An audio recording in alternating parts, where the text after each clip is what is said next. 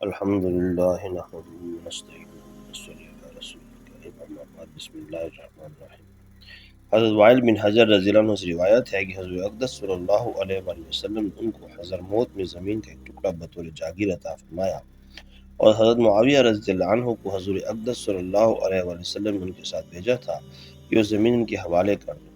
حضرت وائل بن حجر رضی اللہ عنہ حضرموت کے بڑے نواب اور بڑے سردار تھے۔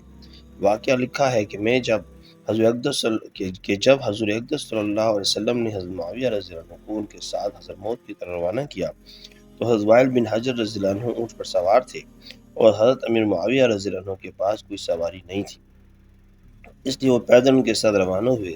راستے میں جب صحرا میں دھوپ تیز ہو گئی اور گرمی بڑھ گئی تو حضرت معاویہ رضی اللہ عنہ کے پاؤں جلنے لگے۔ انہوں نے حضرت وائل بن حجر رضی اللہ عنہ سے فرمایا کہ گرمی بہت ہے اور میرے پاؤں جل رہے ہیں، تم مجھے اپنے اونٹ پر پیچھے سوار کر لو تاکہ میں گرمی سے بچ جاؤں۔ تو انہوں نے جواب میں کہا، لست من ارداف الملوک، کہ تم بادشاہوں کے ساتھ ان کے پیچھے بیٹھنے کے قابل نہیں ہو، لہذا تم ایسا کرو کہ میرے اونٹ کا سایہ زمین پر پڑ رہا ہے، تم اس سائے میں چلتے ہوئے میرے ساتھ آ جاؤ۔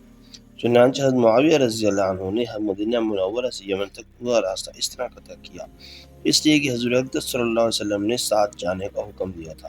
چنانچہ وہاں پہنچ کر ان کو زمین دی، پھر واپس تشریف لے گئے۔ بعد میں اللہ تعالیٰ کا کرنا ایسا ہوا کہ حضرت معاویہ رضی اللہ عنہ خود خلیفہ بن گئے۔